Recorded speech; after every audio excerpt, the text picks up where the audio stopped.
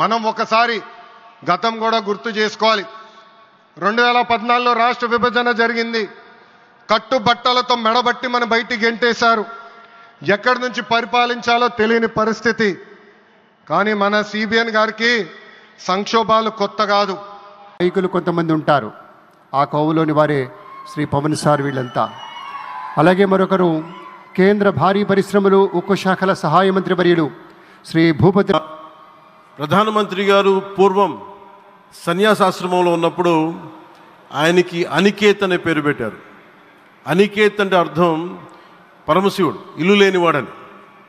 అలాంటి ఇల్లు లేనివాడు, కుటుంబం లేనివాడు 5 కోట్ల మంది కుటుంబాలకు, 5 కోట్ల మంది ప్రజల కోసం, ఎన్ని కోట్ల కుటుంబాల కోసం మనందరికీ రాజధానిలో ఒక నగరం నిర్మించడానికి, ఇల్లు నిర్మించుకోవడానికి ఇల్లు లేకుండా 140 కోట్ల మంది ప్రజల బాధ్యత తీసుకొని కశ్మీర్ నుంచి కన్యాకుమారి వరకు, అక్కడ కామాఖ్య నుంచి ద్వారకా వరకు ప్రపంచమే, మన దేశమే తన కుటుంబంగా చేసుకుంటూ ఈ భారతదేశమే తన ఇల్లుగా చేసుకొని తిరిగి పునఃప్రారంభానికి విచ్చేసిన గౌరవ ప్రధానమంత్రి శ్రీ నరేంద్ర మోదీ గారికి మనస్ఫూర్తిగా మన అందరి తరపున, ఆంధ్రప్రదేశ్ ప్రజలందరి తరపున, అమరావతి రైతాంగ మేము అనుకున్నాం వర్షం వస్తుందని.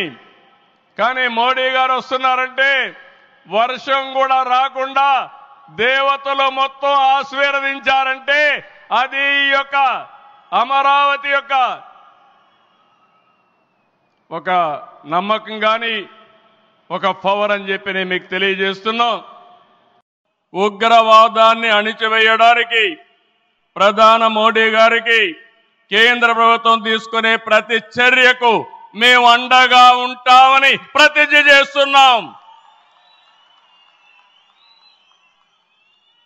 मोदी जी, हम आपके साथ हैं. आंध्र प्रदेश के 5 करोड़ लोग आपके साथ हैं.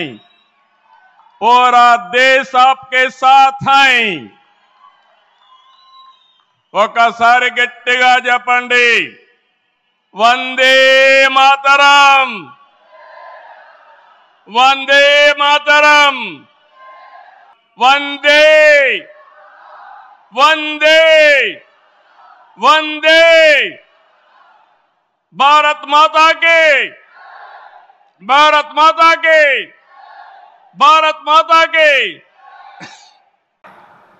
और मैं कह सकता हूं, जैसा बाबू ने 3 साल में अमरावति के निर्माण का जो सपना देखा है, इसका मतलब ये 3 साल की सिर्फ अमरावती की गतिविधि आंध्र प्रदेश के जीडीपी को कहां से कहां पहुंचा देगी, ये मैं साफ देख रहा हूं.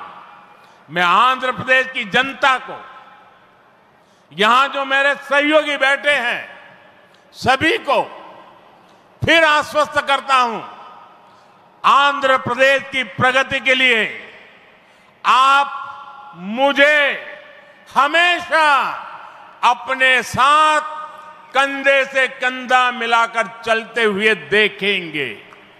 एक बार फिर आप सभी को बहुत बहुत शुभकामनाएं. मी अंदरी आशीर्वादमुतो ఈ కుటుంబీ ఆంధ్రప్రదేశ్ అభివృద్ధికి కట్టుబడి ఉన్నది. అమరావతి కేవలం ఒక నగరం కాదు, అమరావతి ఒక శక్తి. ఆంధ్రప్రదేశ్ను ఆధునిక ప్రదేశ్గా మార్చే శక్తి, ఆంధ్రప్రదేశ్ను అధునాతన ప్రదేశ్గా మార్చే శక్తి. మిత్రుల